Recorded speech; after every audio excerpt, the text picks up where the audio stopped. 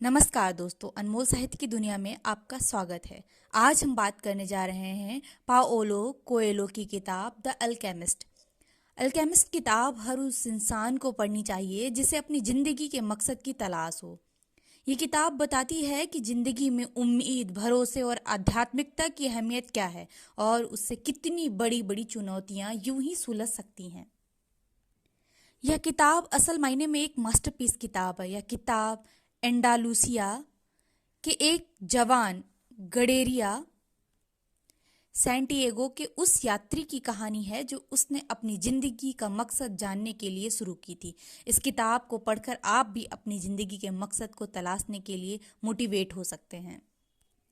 इस किताब को ब्राजील के लेखक पालो कोएलो ने 1988 में लिखा था। सबसे पहले इस किताब को पुर्तगाली भाषा में लिखा गया था। ये किताब एक इंटरनेशनल बेस्ट सेलर किताब है। इसे 70 लैंग्वेज में ट्रांसलेट किया जा चुका है। कहानी स्पेन के एक लड़के के बारे में है जिसका नाम सैंटियागो। उसे कई रातों तक एक ही सपना बार बार आता था। सपने में उसे एक लड़की इजिप्ट पिरामिड के ठीक नीचे दबे एक खजाने की ओर इशारा करती थी। इस खजाने में सैंटियागो के जन्म लेने का, उसकी जिंदगी का मकसद के राज छिपे हैं, ऐसा उसे सपने में दिखता था। सैंटियागो इसी बीच एक राजा से मिलता है जो उसे कुछ जादुई पत्थर और सलाह देता है। राजा से मिलने के बाद सैंटियागो अपने में खोया खोया रहने लगता है। फिर सपने में दिख रहे खजानों को पाने के लिए यात्रा पर निकल जाता है।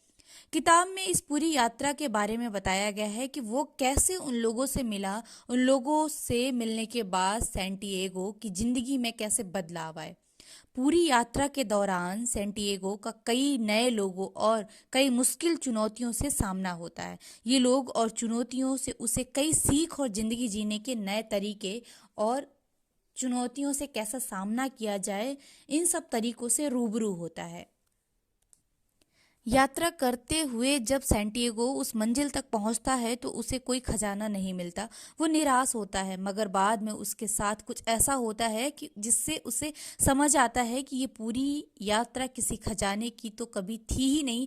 भले ही वो यात्रा बाहरी दुनिया में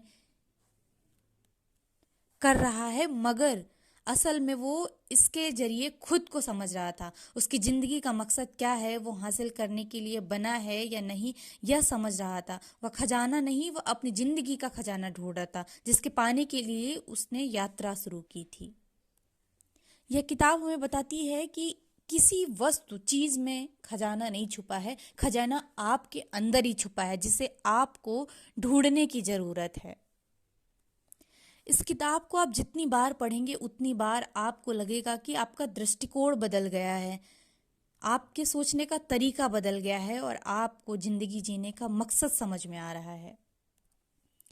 ये किताब इस विचार पर जोर देती है कि प्रत्येक व्यक्ति की एक व्यक्तिगत निजी किंवदंती होती है या जीवन में एक अनूठा मार्ग होता है जिसका वे अनुसरण करने के लिए बने होते हैं। सैंटियागो की व्यक्तिगत किंवदंती अपने सपने में देखे गए खजाने को खोजने की ही थी, लेकिन जल्द ही उसे पता चलता है कि उसकी यात्रा आत्म खोज और आध्यात्मिक विकास के बारे में है। यह किताब बताती है कि अपने सपनों को कैसे आगे बढ़ाना है, कैसे उनका पालन करना है। महत्वपूर्ण विषयों, बाधाओं और असफलताओं का सामना करते हुए भी अपने सपनों और जुनून का पालन करना महत्व है।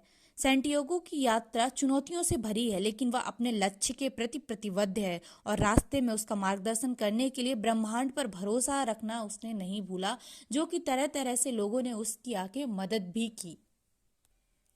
द अल्केमिस्ट बुक इस विचार की भी पड़ताल करती है कि ब्रह्मांड में सब कुछ जुड़ा हुआ है और यह कि हर क्रिया का दुनिया पर प्रभाव पड़ता है।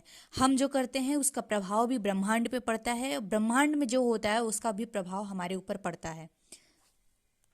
कई बार हम सपने देखते हैं और सपने हमें लगातार दिखाई देते हैं। इसका मतलब यह नहीं कि हम कुछ पागलपंती कर रहे हैं या कुछ बेकार देख रहे हैं। कई बार हमें उन सपनों में अपने बारे में सोचने और समझने की ज़रूरत होती है, क्योंकि ब्रह्मांड हमें कई बार इशारा कर रहा होता है पर हम उन चीज़ों को महसूस नहीं कर पाते हैं और खोजने के लिए प्रतिबद्ध नहीं हो पाते हैं।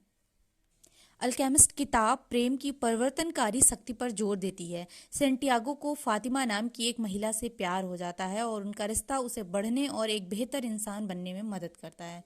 पुस्तक बताती है कि प्रेम किसी की क्षमता को अनलॉक करने या किसी की व्यक्तिगत किंवदंती को प्राप्त करने की कुंजी है। इस किताब की सादगी ही सबसे बड़ी ताकत है।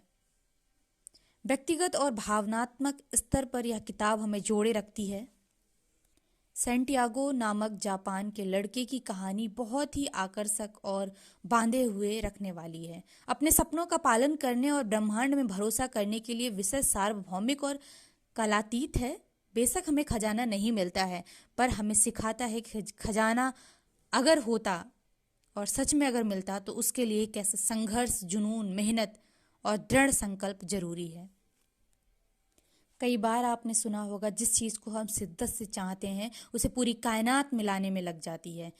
ये सबसे ज़्यादा प्रसिद्ध डायलॉग हमारी द अल्केमिस्ट किताब का है, जिसमें लिखा है, जब आप कुछ चाहते हैं तो पूरा ब्रह्मांड आपको इसे प्राप्त करने में मदद करने की साजिश करता है।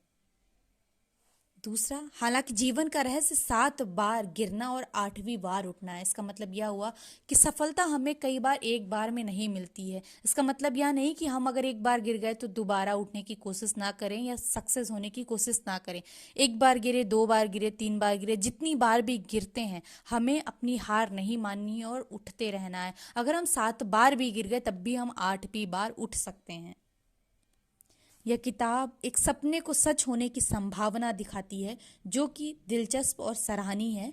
सपना कोई भी हो, अगर हम उसे पूरा करने में लगते हैं और पूरे मन से, तन्मयता के साथ, पूरी शिद्दत के साथ लगते हैं, तो भले हमें वह सपना साकार ना मिले, वह मंजिल ना मिले, लेकिन उस मंजिल के बीच में हो सकता हमें कोई दूसरी मंजिल मिल जाए या उस मंजिल से मिला अनुभव हमारी मंजिल बन जाए। धन्यवाद।